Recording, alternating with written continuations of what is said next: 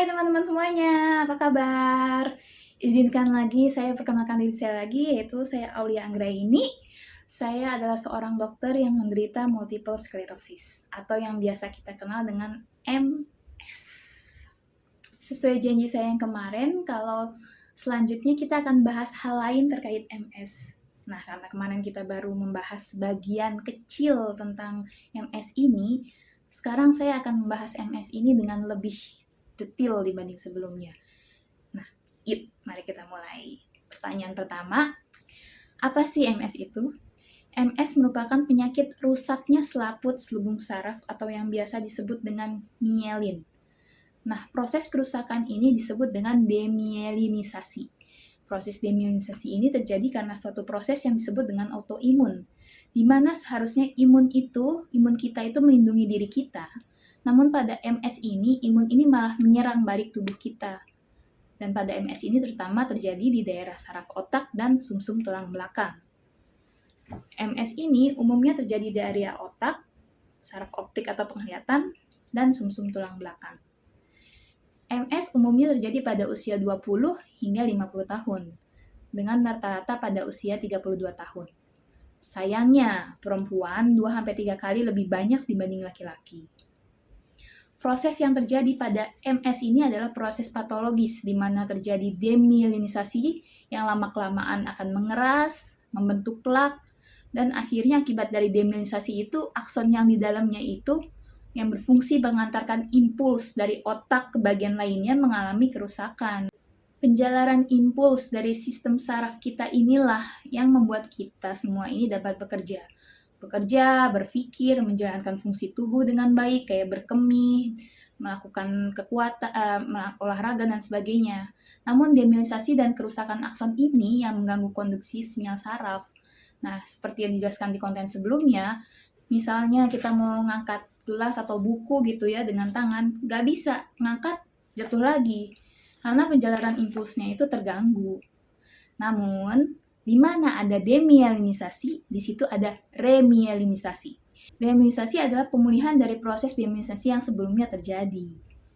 Nah, remyelinisasi, ribet yang ngomongnya. Remyelinisasi dari akson ini tetap terjadi, tetapi sangat bervariasi dan berhubungan dengan pemulihan fungsi selama periode remisi. Apa sih remisi itu? Remisi itu adalah mengurangnya atau menghilangnya tanda klinis pada suatu penyakit. Nah, remisi ini dapat dibagi menjadi 2 kategori, yaitu remisi parsial, sebagian, dan remisi komplit. Nah, tipe remyelinisasi ini ada 3. 1.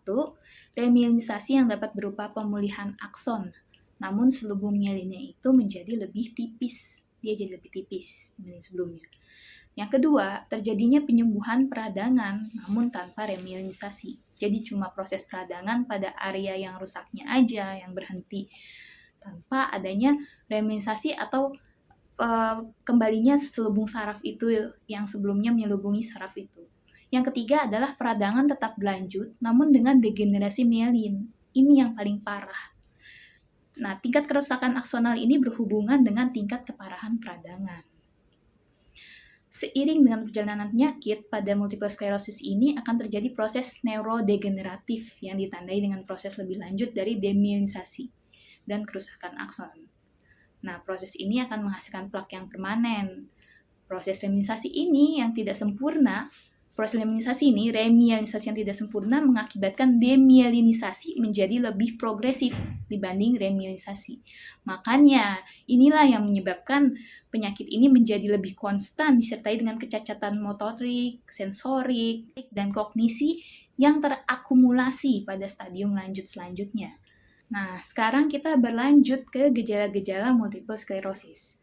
Umumnya pasien MS ini datang dengan gejala-gejala dan tanda-tanda berupa gangguan saraf, kayak kelemahan otot, kaku otot, gangguan berjalan, gangguan sensorik yang kayak baal atau semutan, gangguan penglihatan, gangguan berkemih, dan masalah usus. Juga bisa disfungsi seksual, nyeri, gangguan kemampuan berpikir, bahkan gangguan emosi dan depresi. Jadi bila dikategorikan, gejala MS ini terbagi 3, yaitu primer, sekunder, dan tersier. Primer itu gangguan saraf yang terjadi di otak. gangguan langsung yang ada di otak dan sumsum tulang belakang. Sementara sekunder itu adalah gejala tidak langsung dari hal itu. Karena kerusakan saraf yang terjadi di otak dan sumsum tulang belakang itulah terjadi gangguan sekunder. Contohnya kayak misalkan gangguan rusaknya selaput saraf di aliran saraf berkemih, dia akan menyebabkan gangguan berkemih sehingga resikonya dia bisa terkena infeksi saluran kemih. Misalkan gangguan keseimbangan, dia bisa jatuh. Nah, seperti itu. Atau masalahnya di gangguannya di saraf otot, kekuatan otot, ototnya bisa jadi lemah gitu. Sementara gejala tersier yang ketiga, yaitu efek sosial dan psikologi yang dialami pasien MS. Kayak depresi, atau bahkan bisa sampai kehilangan pekerjaan akibat kelemahan motorik atau gangguan-gangguan yang dialami akibat MS ini. Efek psikologis dan sosial dari multiple sclerosis ini seperti depresi, cemas, ini bukan hal yang bisa dianggap remeh ya. Kenapa? Karena hal ini merupakan hal yang jarang dikeluhkan oleh pasien MS gitu. Ini biasanya tapi kelihatan oleh anggota keluarga atau orang-orang lainnya. Kenapa nggak bisa dianggap remeh? Karena ini berpengaruh pada proses atau pada perkembangan penyakit MS sendiri gitu. Meskipun secara langsung belum ada pembelajaran atau penelitian tentang hal ini, tapi depresi dan cemas ini akan mempengaruhi proses dari regenerasi otak kita gitu. Dan dia juga akan mempengaruhi tingkat compliance atau motivasi dari pasien untuk bisa sembuh, untuk bisa minimal memperlambat proses perkembangan penyakitnya dari pasien ini gitu. Dan dia juga bisa mempengaruhi pramurawat atau caregiver atau orang yang membantu pasien ini gitu. Kan gak enak kalau pasiennya marah-marah terus, bete terus gitu. Kan lebih baik kalau pasiennya itu bisa lebih tenang, lebih bisa menerima kondisi, lebih santai, dan lebih bisa bekerja sama dengan caregiver-nya, kayak gitu. Nah, jadi hal seperti ini, gangguan cemas, depresi, itu gangguan psikologis seperti ini merupakan hal penting gitu. Ini bukan berarti Anda bermasalah dengan dianggap gila atau sebagainya, bukan. Tapi memang ini hal yang sulit diterima gitu. Dan memang MS ini juga bisa aja langsung mengaruhi ini area emosi kita gitu. Tapi kita bisa mengatur itu gitu. Kita bisa ada yang bisa kita kontrol dan ada yang paling nggak bisa kita modifikasi. Jadi hal ini bisa kita usahakan karena ini berpengaruh gitu pada perkembangan penyakit multiple sclerosis. Nah, bagaimana ini bisa berpengaruh, bagaimana pengaruhnya, efek dampaknya, dan gimana cara ngatasinnya? Yuk, mari kita bahas di pembahasan saya selanjutnya. Mangga yang mau bahas ini silakan komentar di kolom komen. Nanti kita bahas di pembahasan selanjutnya. Bagaimana dan cara apa yang terbaik untuk dilakukan. Nah, sekarang kita kembali ke MS. Jadi ada 4 tipe MS. 1. Relapsing Remitting MS atau disebut RRMMS. RRMS ini paling sering terjadi, serangannya berlangsung berhari-hari hingga berbulan-bulan, lalu pulih kembali dalam 4-8 minggu dengan atau tanpa tata laksana pengobatan berupa kortikosteroid. Nah, selama remisi, fungsi dapat kembali ke level pre-relapse, tetapi dapat meninggalkan sedikit gejala sisa. Serangan biasanya terjadi dengan frekuensi 1 atau 2 kali per tahun. Sekitar 90% orang dengan RRMS ini bisa terjadi transisi ke SPMS setelah 20 tahun atau sekitar usia 40 tahun. Gejala umum yang terjadi pada MS tipe RRMS ini adalah gangguan penglihatan, kelemahan otot, kesemutan, dan baal. Nah, sekarang kita ke SPMS yang tadi disebutkan, yaitu tipe kedua, Secondary Progressive MS. Di sini frekuensi kekambuhannya akan menurun, namun peningkatan kecacatannya itu atau keparahan penyakit menjadi lebih stabil dan progresif. Progresif tapi ya. Sekitar 75% dari pasien dengan subtipe RRMS yang pertama kita bahas itu akan berkembang menjadi SPMS setelah 10-20 tahun. Lalu yang ketiga adalah Primary Progressive MS atau PPMS. Ini adalah 10-15% penderita MS. Sekitar 10-15% penderita MS ini progresivitas penyakitnya akan menghasilkan gejala yang memburuk secara bertahap tanpa kekambuhan. Ini cenderung terjadi pada penderita yang onset awalnya adalah usia lanjut di usia 30-50 tahun. Yang keempat adalah PRMS, Progressive Relapsing MS. Ini jarang, cuma 5%. Namun berkembang secara progresif dengan beberapa episode relapse atau kekambuhan. Susah bedain antara yang tipe 4 sama tipe 5 ini. Lalu ada yang disebut dengan CIS atau Clinically Isolated Syndrome. CIS ini merupakan kekambuhan pertama dengan gejala gangguan saraf yang disebabkan oleh proses demyelinisasi peradangan di SSP. Ya teman-teman, setelah ngebahas apa itu MS, proses dan gejalanya, sekarang yuk kita bahas tentang terapinya, terapi multiple sclerosis. Tujuan utama dari terapi pasien MS adalah untuk mempercepat kesembuhan episode eksaserbasi ya, bukan penyakitnya. 2. Menurunkan jumlah serangan atau relapse dan jumlah lesi pada MRI dan memperlambat progresivitas penyakit. Dari tadi ngomongin relapse terus. Apa sih relapse? Relapse itu eksaserbasi atau periode serangan gangguan neurologis akut yang berlangsung lebih dari 24 jam sehari nih, dan tidak disebabkan oleh sebab lain kayak infeksi ataupun perubahan suhu. Atau pada orang yang terkena MS sebelumnya, relapse juga dapat berupa perburukan gejala neurologis yang sebelumnya sudah stabil.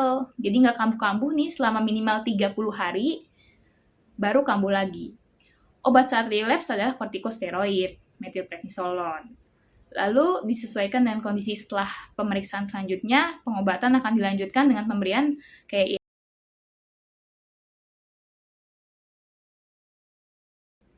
ini adalah alur pengobatan yang umum terjadi pada MS tipe 1, RMRS.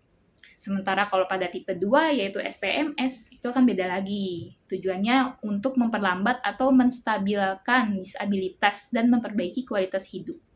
Mereka akan mendapatkan pengobatan yang lebih intensif dan biasanya disertai dengan rehabilitasi. Akhirnya sampailah kita di prognosis. Kurang dari 5% pasien multiple sclerosis akan mengalami kecacatan yang berat dalam 5 tahun pertama setelah onset. Onset itu adalah gejala awal terjadinya penyakit. Namun ada juga 10-20% pasien tidak mengalami gangguan apapun walau tanpa terapi selama 20 tahun. Waktu rata-rata dari onset penyakit hingga menggunakan alat bantu seperti tongkat, lalu menjadi tirah baring dan kematian adalah 15 tahun, 26, dan 41 tahun. Nah, begitulah multiple sclerosis, merupakan penyakit neurodegeneratif yang sifatnya irreversibel, mengganggu aktivitas sehari-hari. Namun, apakah MS ini mengganggu kehidupan? Ya, jelas. Namun, ada banyak cara bagi penderita MS ini untuk bisa melanjutkan hidupnya dan hidup berdampingan dengan MS. Apakah kita mau menjadikan itu sebagai beban dan membiarkannya menyiksa kita?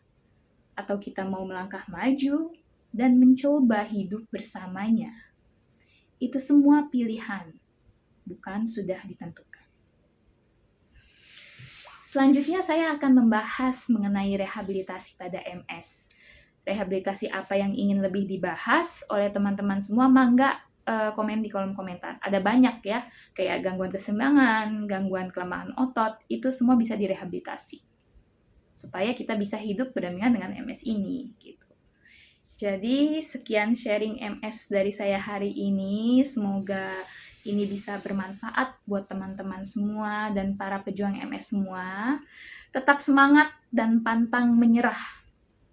Saya Aulia Anggraini, saya seorang dokter dan saya menderita multiple sclerosis. Sampai jumpa. Assalamualaikum warahmatullahi wabarakatuh.